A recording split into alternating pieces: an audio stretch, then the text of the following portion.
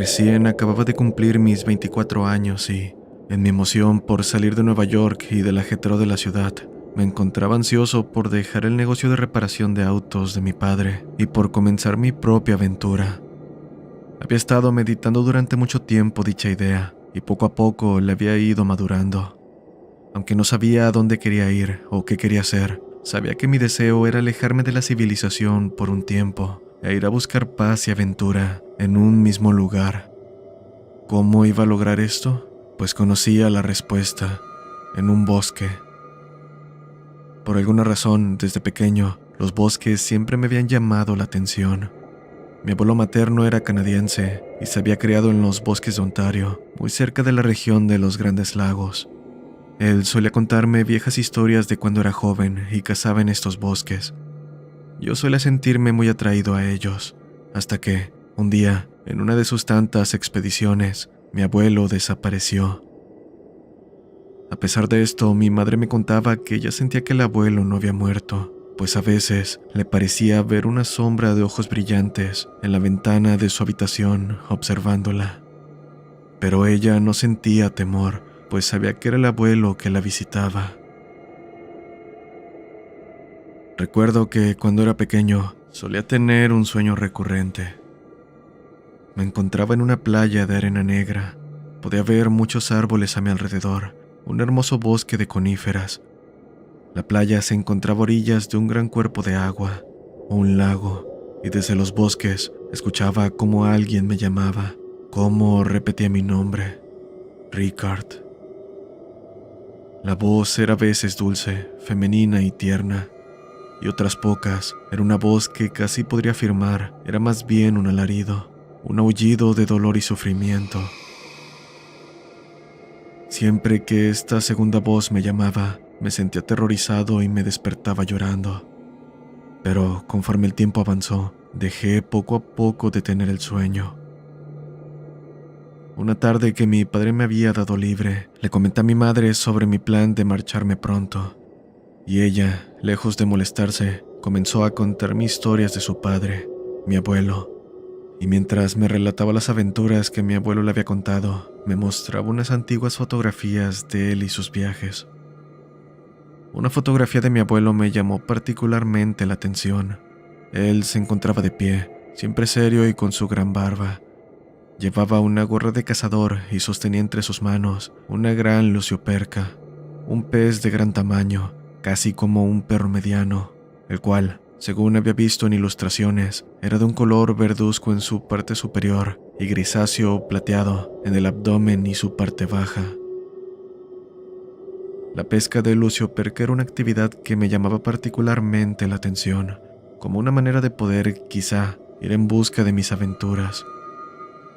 Aunque me sorprendió que mi abuelo hubiese pescado lucioperca en su juventud, lo que me dejó perplejo fue el lugar de la fotografía. Mi abuelo se encontraba en una playa con arena negra, en medio de un bosque y un gran cuerpo de agua. Era el lugar de mis sueños de infante. Tomé la fotografía y la volteé. En una caligrafía pulcra y formada con una tinta negra perlada, podía leerse: Lago Nipigon, 1895. Inmediatamente vi esto, supe cuál sería el destino de mi anhelada aventura. Iría de pesca al lago Nipigon. Sin más, comencé los preparativos al día siguiente. Junté mis ahorros y pedí prestada a mi padre la vieja caña de pescar, la que utilizábamos cuando yo era un adolescente e íbamos de pesca juntos.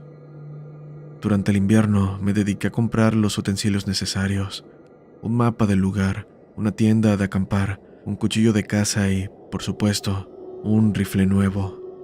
Como mi padre había sido en su juventud un aficionado a la caza, me había enseñado a utilizarlo, así que yo no tenía problema alguno para disparar si era necesario.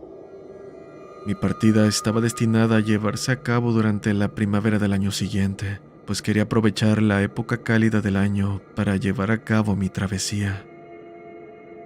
Pasó el tiempo y, una vez llegó el momento, partí.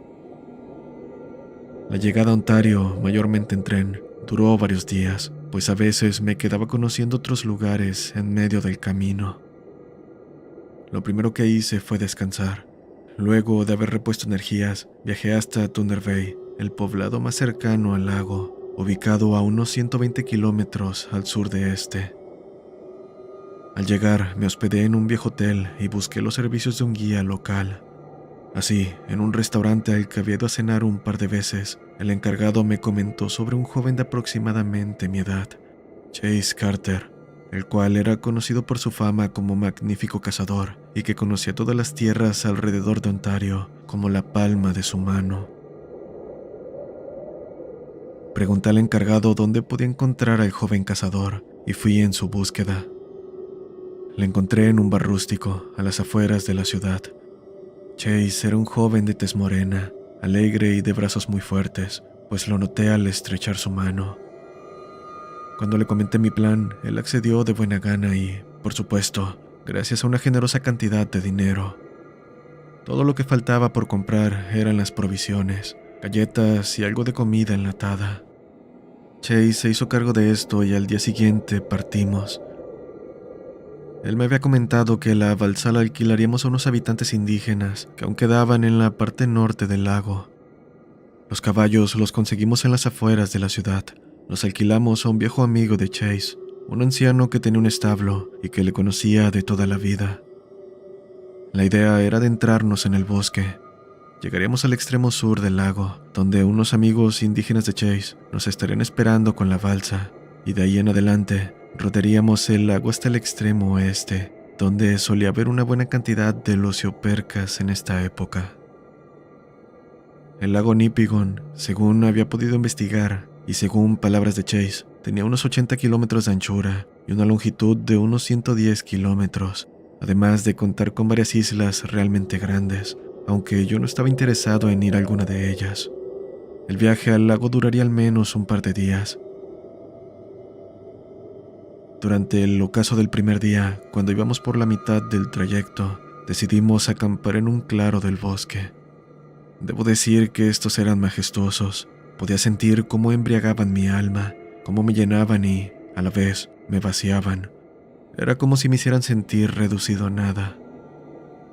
En estos lugares no había nada por lo que preocuparse. No había nadie que me dijera qué hacer, ni había que estar pensando en mantener una apariencia ante los demás. Por primera vez en mi vida, me sentía en mi verdadero lugar de paz. Ahora entendía por fin el por qué mi abuelo amaba tanto pasar el tiempo en ellos. La primera noche pasó sin contratiempo alguno. Chase encendió el fuego y pasamos hablando sobre nuestras vidas. La verdad era que, a pesar de que el joven tiene una edad muy similar a la mía, parecía ser que su alma le llevaba a la mía muchos años más. A pesar de esto, se me hizo una persona muy agradable y agradecía que nos lleváramos tan bien. Así que, al día siguiente partimos con las primeras luces del día. Recogimos todo rápidamente y nos dispusimos a viajar.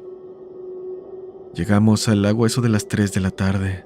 Debo decir que me pareció un lugar casi imposible. Parecía sacado de un sueño, de mis sueños.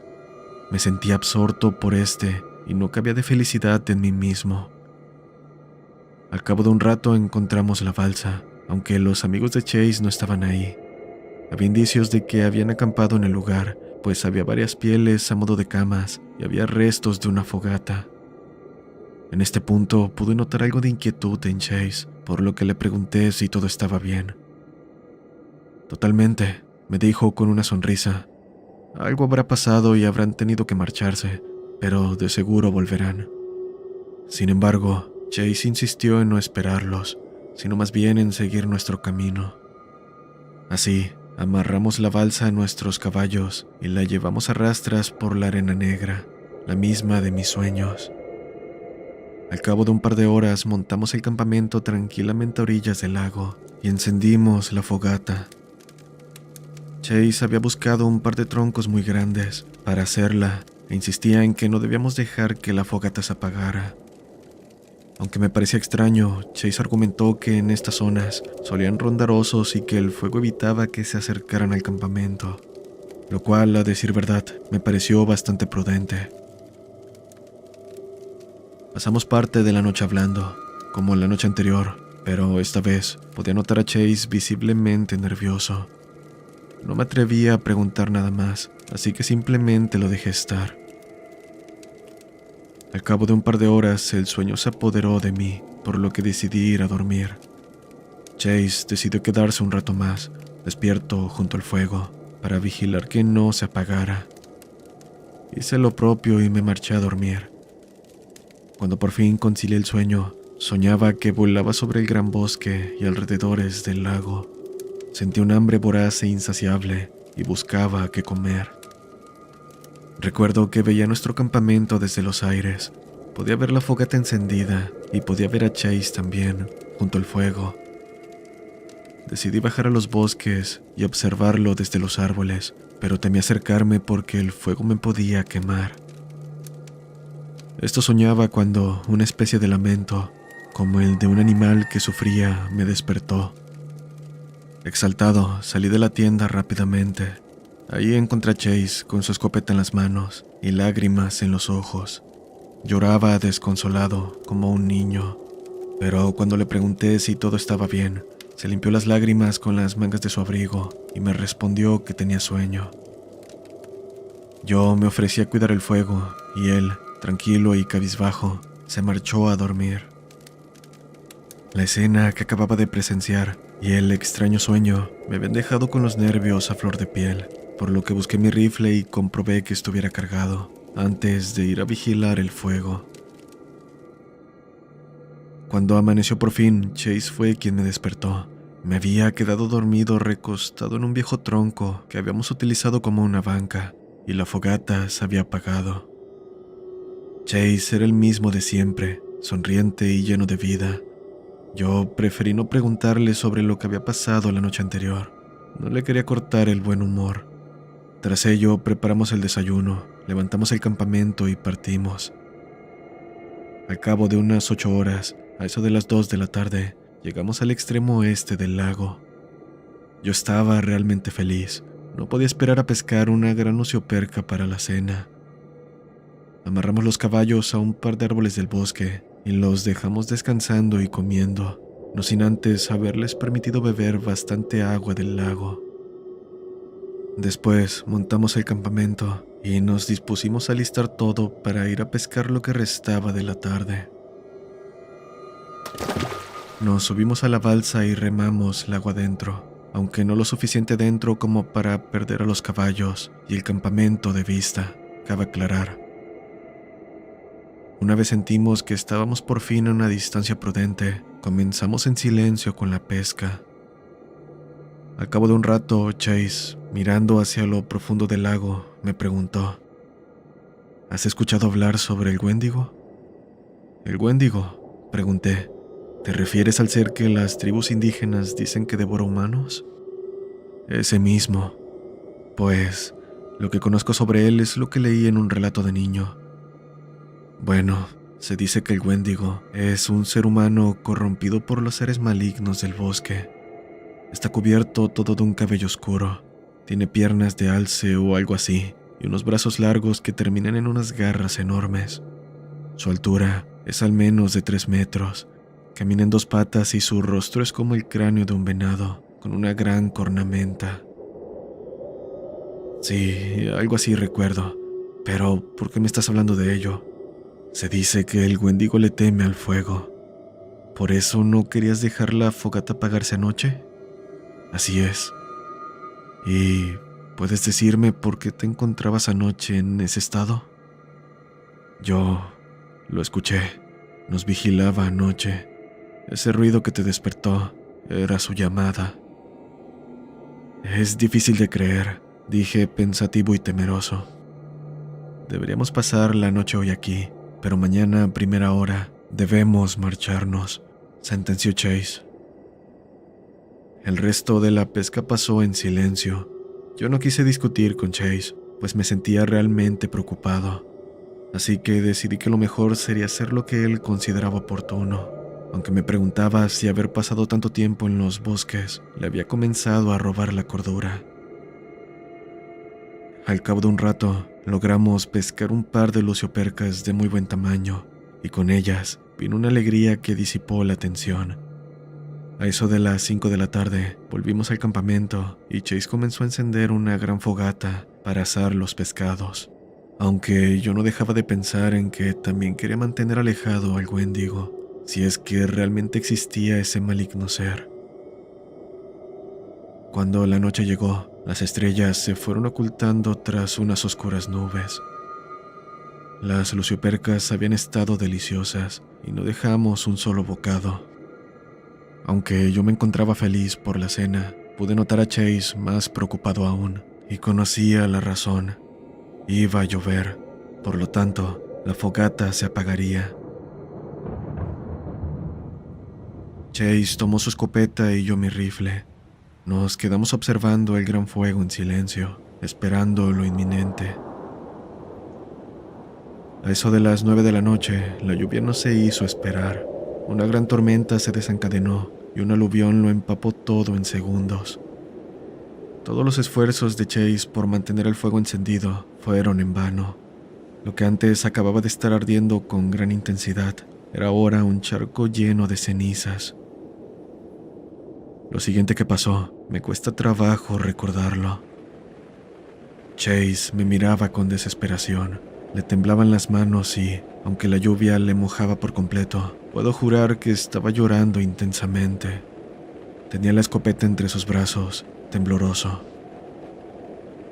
Los caballos habían comenzado a inquietarse y a relinchar estrepitosamente, o eso pensaba yo, hasta que, al volver la vista hacia el lago por un momento, vi algo que me heló la sangre. Una cabeza humana asomada de entre las aguas me miraba con unos ojos que parecían estar a punto de desorbitarse. Esa cabeza era la que estaba emitiendo los horrendos relinchos que estábamos escuchando. Chase gritaba de horror, desesperado, y no se quedaba en un solo sitio. Yo no estaba seguro de qué hacer.